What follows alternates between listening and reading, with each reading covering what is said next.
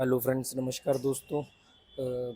जैसा कि अभी थोड़े दिन पहले जो मैंने लास्ट वीडियो डाला था कि अ, भारत सरकार ने कुछ 138 बैटिंग ऐप बैन किए हैं। तो वो जो 138 बैटिंग ऐप है वो चाइनीज़ है सारे के सारे। और 84 के करीब लोन ऐप है जो लोन देते थे 5-5 हज़ार, 2-2 हज़ार के, 10 हज़ार के, और लोगों को फंसा के फिर बाद में ब्लैकमेल करते थे। तो उस पर एक्शन लिया है भारत सरकार ने। पर बैटिंग साइट्स धीरे धीरे भारत सरकार बैन कर रही है।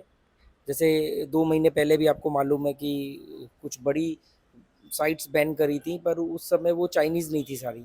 इस बार सिर्फ पर्टिकुलर चाइनीज़ 138 ऐप बैन किए हैं। और पर कल को इसका मतलब ये नहीं है कि बाकी साइट्स नहीं बैन हो सकती। होने को हो सकता है 2 साल ना हो, 5 साल ना हो, और होने को हो सकता है कभी भी हो जाए, क्योंकि वो कोई इसके अचानक फैसले लिए जाते हैं ऐसे।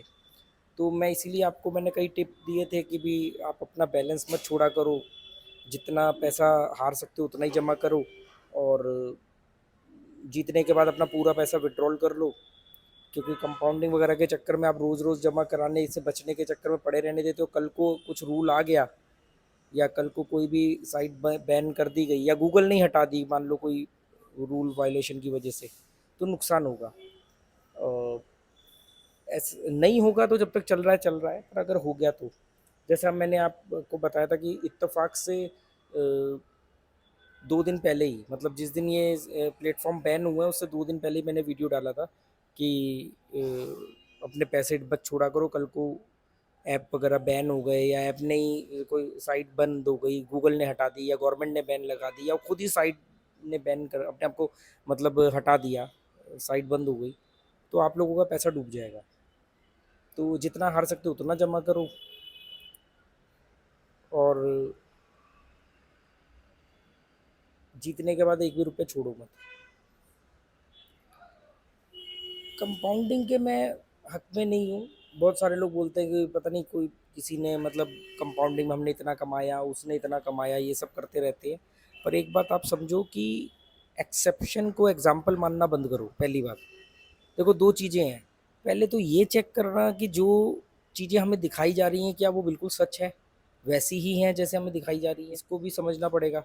और दूसरा, हमें ये समझना पड़ेगा कि धूप आ रही है कि अपवाद को उदाहरण नहीं मान सकते। मान लो किसी ने बाई चांस एक आदमी ने कर लिया, तो इसका मतलब ये नहीं कि सब कर लेंगे।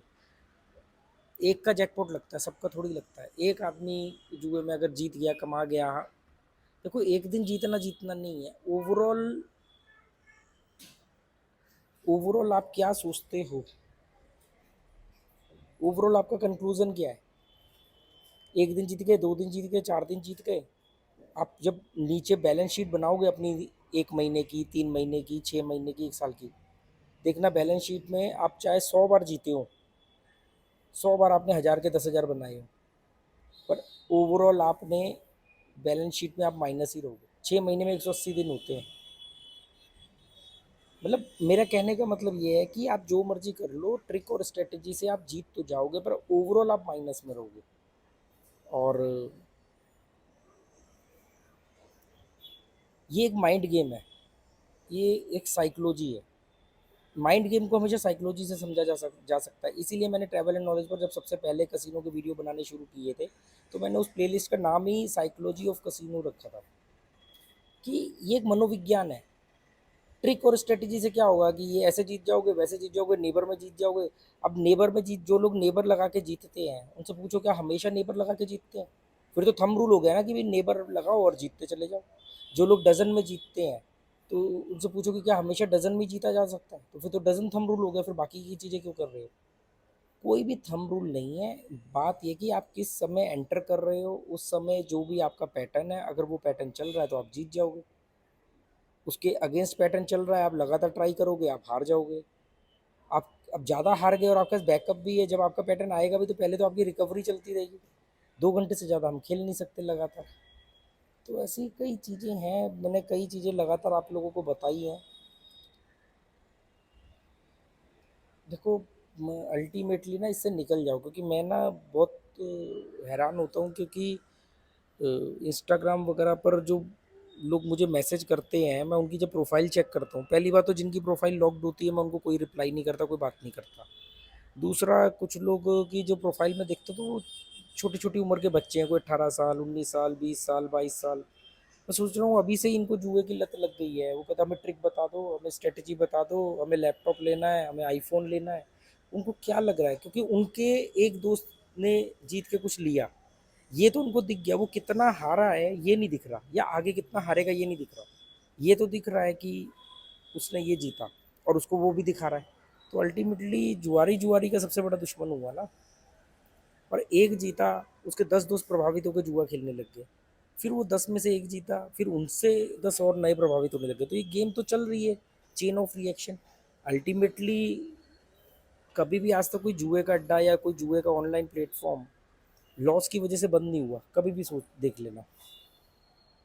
क्योंकि इतने लोग हारने वाले हैं, एक दो जीत भी गए तो उनको कोई फर्क नहीं पड़ता ना। उनके लिए तो अच्छी बात है कि जो जीत गया है वो प्रमोशन करेगा। आप कभी भी देखना, मेरे वीडियोस के नीचे कमेंट आता है जी मैंने कल 10,000 से 1 लाख बनाए, तो लोग सबसे पहले उससे पूछते हैं कहाँ पर खेला था, सबसे पहले हो गया प्रमोशन। तो जो भी जीतेगा उसको लोग पूछेंगे ना कि भी कहाँ खेला था, तो वो बताएगा, तो उनका तो प्रमोशन होगा। तो ये पूरा का पूरा एक स्ट्रेटजी है, एक गेम है, आप इसको समझो। आपको पता है इंडिया को अगर छोड़ दें तो बाकी जितने भी देश है वो अपने देश के नागरिकों को कसिनो में एंट्री नहीं करने देते, कि उनको मालूम है कि जुए का अड्डा तो हमने दूसरे लोगों को बर्बाद करने के लिए बनाया, अपने देश के लोगों को हम क्यों बर्बाद करेंगे। तो जैसे श्रीलंका के अंदर श्रीलंका के लोकल लोगों की एंट्री नहीं है, नेपाल के अंदर नेपाली एंटर नहीं कर सकते। पहले रूल था गोवा के अंदर भी गोवंस नहीं जा सकते थे, पर अब वो रूल हट गया, अब फिर गोवंस भी जाते हैं, और इंडिया के अंदर कसिनो और इंडिया के लोग भी जाते हैं, और ज़्यादातर वही जाते हैं। तो क्या करें। और अब तो ऑनलाइन आ गया, अब तो फेसबुक, यूट्यूब, सब जगह पर ये चीज़ें चल रही हैं। आप फेसबुक को ऑन करोगे, वहाँ पर आ जाएगा कि भी ये इतने की ऑफ़र दे रहे हैं, इतने का बोनस दे रहे हैं, इतने का कैशबैक दे रहे हैं। लूडो खेलो, हर टीवी स्टार, हर फिल्म स्टार ऐड कर रहा है। तो सोचो अगर आप लोग जीत रहे होते तो इतना खर्चा इन लोगों को पैसे दे करके क्यों करवाते। इनको इतना पैसा इसीलिए दिया जा रहा है, शाहरुख खान को, ऋतिक रोशन को, और दुनिया भर के लोग जो कर रहे हैं, क्योंकि पता पैसा बहुत आ रहा है। अगर प्लेयर जीत पाते तो फिर प्लेयर के लिए